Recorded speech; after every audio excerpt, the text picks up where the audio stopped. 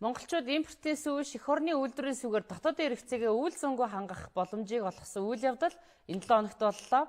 Монгол Улсын засгийн газар 2100 буюу 21 аймагт 100 үйлдвэр байгуулах мөрийн хөтөлбөр баталсан. Тэгвэл үүний эхлэл болгож 60 суманд хуурай сүү үйлдвэрлэх бага урын төхөөрөмж суурилуулахар боллоо. Сүүний үйлдвэрийн эхний ээлжийн тоног төхөөрөмжийг Японоос авчирч сумдад үйлдвэрлэл эрхлэх иргэдэд танилцуулсан юм а.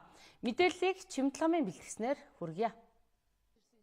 2016 оны 10 дугаар сарын 13-наас 15-ны өдрүүдэд Монгол Улсын ерөнхий сайд Япон улсад айлчлах үеэр хуурай сүү боловсруулах үйлдвэр байгуулах чиглэлээр хамтран ажиллах санамж бичиг байгуулж байсныг иргэн сануулъя. 50 сая малтай Монгол улс зунаас бусад цагт дотоодынхоо сүүний хэрэгцээг импортын хуурай сүүгээр хангаж ирснийг өөрчлөх бизнесийн хамтын ажиллагааны эхлэлч мөн Токио хотноо тавигдлаа. Зөвхөн дотоодын хэрэгцээг хангаж зогсохгүй экспортлох зорилгоор Монголын Mongolian Dry Milk компани, Японы Prissai компанитай санамжчиг байгуулсан юм а. Тэгвэл ердөө 3 сарын дараа бодит ажил хэрэг болж байна. 60 сая малтаач жилдээ 40 тэрбум төгрөгийн сүү импортлж хэрэглэдэг манай улсын хувьд сүүгээ боловсруулан дотоодынхоо хэрэгцээг хангах, цаашлаад экспортод гаргах сүүний нөөцтэй. Энэ 60 сая малынхаа үр шимийг бол монголчууд бид бүртгэх ёстой юм. Тийм учраас Монгол Улсын засгийн газар мөрийн хөтөлбөртөө бол мах сүүний аяныг хэрэгжүүлнэ гэж заасан. Энэ мах сүүний аяны хүрээнд хэрэгжиж байгаа одоо арга хэмжээний нэг бол энэ хуурай сүү үйлдвэрлэх технологиг Монголдо нэвтрүүлж байна. Мөн одоо малаа бид нар эрүүлжүүлэхгүйгээр малынхаа одоо түүхийд бүтээгдэхүүнийг борлуулна гэдэг асуудал бол дэлхийн зах зээл дээр борлуулах асуудал бол үнэхээр хүндхэн байгаа. Тийм учраас яг үхээр Оросын холбооны улстай бас мал эрүүлжүүлэх 2 дахь шатны одоо хөтөлбөрийг хэрэгжүүлэхээр бол үндсэндээ бол тохироод байгаа. Тэгэхээр инженериус эхлээд энэ мал эрүүлжүүлэх хөтөлбөр бол хэрэгжиж эхэлнэ гэж ингэж байна.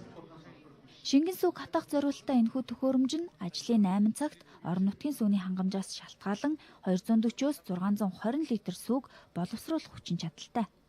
Сүүг хуурай болгож чадахгүй байна гэвэл энэ сүү маань өөрөө хадгалах хугацаа маань маш бага байдаг учраас орон нутгийн хөдөө орон нутгийн гоё жишээ нь Говь Алтай аймаг гэхэд тэр сүүг наашаа тээвэрлэх ямар ч боломжгүй. Тэгэхээр ердөө бидний гол онцлог төслийн маань гол онцлог болохоор орон нутагт нь аймаг сумд нь байрлуулаад өөрөө болох юм л юм. Тоосруулах аргаар боловсруулсан сүүгээр дотоодынхоо хэрэгцээг бүрэн хангахаас гадна экспортод гаргах бүрэн боломжтой, түүн дундаа Японы зах зээл нээлттэй.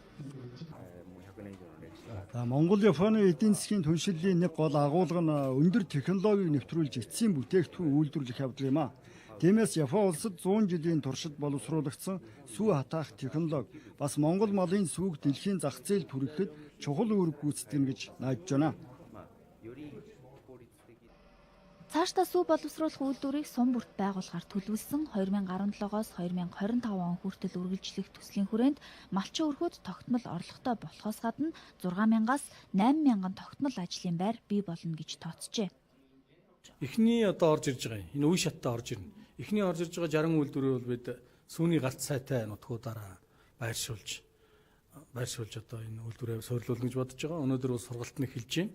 Японоос мэргэжилтнүүд ирсэн энэ аймагуудаас одоо бас энэ дээр ажиллах сүүчнүүд маань ирж гисэн сургалтаа хийгээ байж байгаа.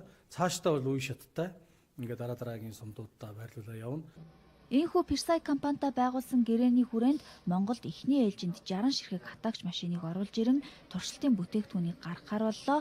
Улмаар бүх аймагуудад сүүний гарцаас хамааран тухайн бүсэд зохицсон технологиг нутагшуулна. Нийт 1000 ширхэг төхөөрөмжийг Prissai компани нийлүүлэхээр төлөвлөсөн. Зөвхөн сүү хуурайшуулахаас гадна жимс жимсгнийг ч хуурай аргаар боловсруулах боломжтойг үйлдвэрлэгчид нь хэлж байна.